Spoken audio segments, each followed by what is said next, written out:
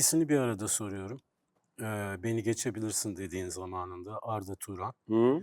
ve çok önemsediğin, Kerem Aktürkoğlu. Hı. İkisi hakkında ne düşünüyorsun?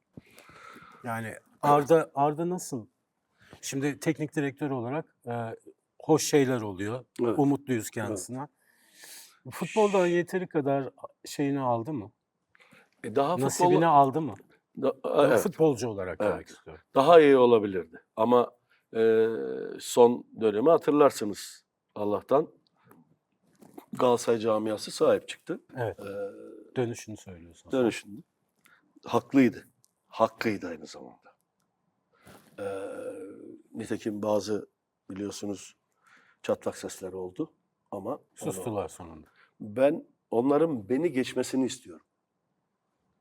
Buna ihtiyacımız var. Yani yeni bir akımın, yeni bir nefesin, yeni bir enerjinin gelmesi lazım.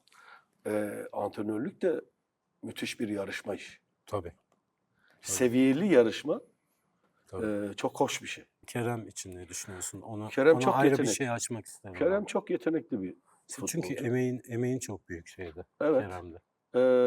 Sağ olsun Erzincan Başkanı ve Kerem ailesi. Onu kazandırdık biz. Çok da yetenekli diyorum bir daha. Muhakkak ki Eee, son olaylar belki herkesi biraz, gerdi ama olaya teknik açıdan baktığımızda Sadece gerilecek bir şey var mı hocam? Yani Büyük Mehmet'i var, kimler var? Galatasaray ile Fenerbahçe arasında her zaman futbolcu şey. O ben başka bir şey Sergen'i o var. zaman çok güzel bir şey açtınız, pencere. İçeride sirkülasyonu yapar isek yanlış yabancıya gitmeyiz. Hı, şahane. Vermediğim Fenerbahçe'ye, Beşiktaş'a, Trabzon'a vermediğim oyuncu yok. En son Serdar Aziz. Evet, evet. Şimdi ben kullanmıyorsam, tabirimi mazur görün, ben eğer oynatmayı düşünmüyorsam, memnun değilsem neden önünü kesiyorum? Evet. Ya bu ya gider iyi oynarsa. Ya böyle bir felsefe olabilir mi? Kulübün parasını ziyan edeceksiniz, bir şey ödüyorsunuz. Adam oynatmayacaksınız. E, Çürütmeyelim yani. O zaman ne olacak? Bunu O da eksiğini gidermek için dışarıya bakacak. evet. Şimdi dolayısıyla burada dört büyükler, beş büyükler kendi arasında bu sirkülasyonu sağlamalı. O yanlış yabancıya gitmesin derken Benfica'yı mı kastediyorsun? Gitmese Yo daha mı iyi yo yo olur? yo yo Ha, yanlış yani transfer yapmayalım. yapmayalım anlamında. Yo Tamam. yo İçeride olsun, Benfica dışarı. çok Evet. doğru bir transfer. Evet. Çünkü hani Çok Benfica'da kötü bir Benfica takım. bugün Evet. Avrupa'nın dünyanın en önemli takımlarından biri. Evet. Şimdi yaptığı hareket belli ki bir grubu üzdü. Bir grubu sevindirirken. Zaten Evet. söylemek istediğim bu. Evet. Gençler hata yapacak. Yapacaklar hata. Ee, Zaten olağanüstü bir hal aldı. Ama e,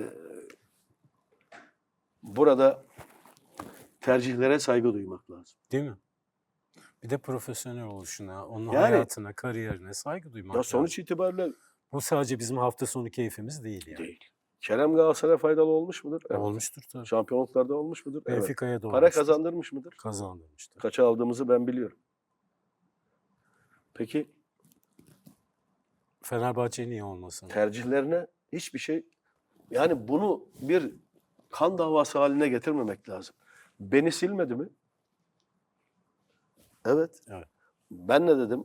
Galatasaray daha önemli. Ben kişisel olarak ya ama hocası ya olabilir. Aradı Kerem ben. Öyle mi?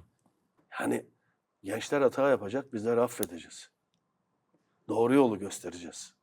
Yoksa kan gövdeyi götürür. Zaten Tabii. yeteri kadar hepimiz Sıkıntılı. biraz ne diyelim gerginiz, biraz ortam bilmem ne. Evet. Bunu Yeterince eğlenemiyoruz yani hocam. Futbolun keyfini evet, çıkartamıyoruz. evet, Daha çok evet. çilesini Yani çekiyor gibiyiz. bu kin, bu düşmanlık bir yerde kendisini makuliyete bırakmalı.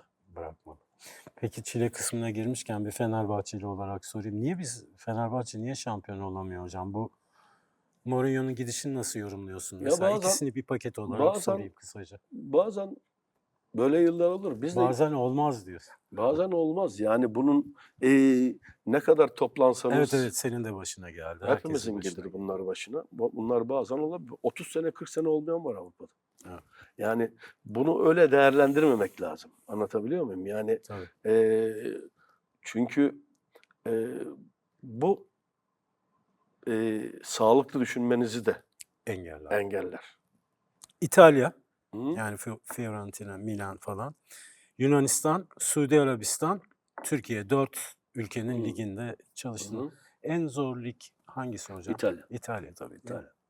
Eee, Bir kısaca açarsan hoşumuza gider. Şimdi tabii eee, İtalya başka bir lig. Başka bir ülke. Yani hakikaten çok mutlu olduk biz. Hala da.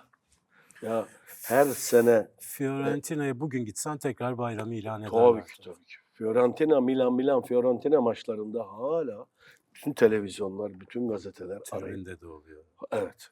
Klasik. Ve en son geçen bir tanesine söyledim ya ben bırakalı 20 küsur sene oldu. Bir müsaade de artık düşün Çünkü yakamda. orada neden? Ben Fiorentina'dayken Milan'a hiç mağlup olmadım. Evet. Milan'a Milan. gittim. Fiorentina'ya mağlup olmadım. 5-2 bitti. Dolayısıyla evet hakikaten hayatımın en mutlu yıllarından ikisini geçirdim. Hala dostluklarım devam ediyor tabii. Çok sevdiğim bir ülke. Sağ olsunlar bize de güzel bir nişan verdiler. İtalya hakikaten çok güzel bir yer. Ligi de o derece güzel. Yani her sonuca açık olduğu zaman maçlar sizi de beni de Keyif. mutlu ediyor. Tabii. Yani bugün Como, bugün Lecce, bugün işte Genoa çıkıp gelip Milan'ı, Juventus'u veya Napoli'yi yenebilir. Anlatabiliyor muyum? Dolayısıyla o mücadeleyi görüyorsunuz. Yoksa zevkli bir şey değil. Yani 250 milyon euroluk bir takımın 10 milyon euroluk bir takımla oynamasını seyretmek, ki orada bile ihtimaller her zaman vardır ama yani dengelerin yakın olduğu yerlerde daha zevkli bundan oluyor. bir şey mi almalıyım 250'ye 10? Yo, benimki de seninki de pahalı takımlar ya, onun için söylüyorum. Ha, eyvallah. Hayır, bugün çok Evet, uçurum var evet. artık. Türkiye Ligi'ni kastediyorum açıkça. Yani bu Yani eski söylediğimiz her şey para değil gibi bir şey değil bu. yo değil. Değil. Teşekkür ederiz. Rica ederim. Açık yürekli cevapların için. Hiçbir şey demek istemedim canım. Allah Allah. Bir şey Hayır. diyecek olsam açık Söylersiniz. söylerim. Espri olur. İkinci hikayeye geçiyorum. Şimdi tekrar biraz ahiret sorusu. Sonra hikayemiz, sonra gene merak ettiğim şeyler. Fakir olmak kader midir? Nedir fakir olmak? Ya bu fakir olması bu enteresan bir soru. Ben çok fakirdim.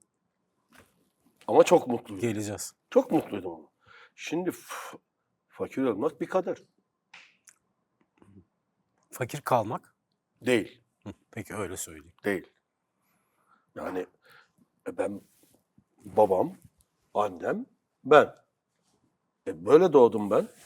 Dar gelirle Uğraşıyor. savaşarak. Allah rahmet eylesin. Savaşıyor. Fakiriz evet. Ama fakir kalmadık. Kimseye muhtaç etti mi bizi babamız? Hayır. Allah rahmet eylesin. Ama imkanlarımız çok kısıtlı. Kısıtlıydı. Ama tek hatırladığım şey çok mutluydum. Arayış ve hayal. Arayış ve hayal.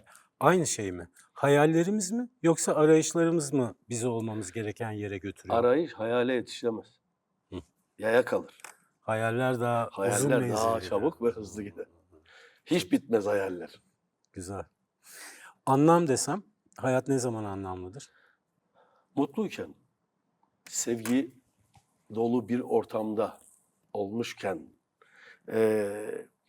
vazifesini yapmış insanların rahatlığı iyiyken hayat çok güzeldir. O manevi duygu çok önemlidir. Mana arayışı bitiyor mu hiç? Herhangi Bitmez, bir yaşta. bitmez. Bitmiyor değil mi? Bitmez. Bitmemeli zaten. Belki oda şekli değişir ama bitmez. Bitmez. Bitmez. Çünkü kaliteyi veren odur. Hı. Manadır. Manadır. Yoksa ona herhangi bir şey gibi her yere baktığınız gibi bakarsanız manasız Ha. o kaliteyi bulamaz. Özgürlük senin için ne ifade ediyor? Her şey. Özgür birisi misin? Çok. Ama sınırları da vardır. Hı. Başkasının sınırlarının başladığı Evet, yer mi? evet. Ha, o anlamda. O anlamda. Tamam. Peki. Başkasının ne işine, ne gücüne, ne arkasından şununla bununla Basma. müdahale etmeden özgür olmanın mutluluğunu anlatamam. Harika. Hoşça kal. Görüşürüz. İyi günler diliyorum.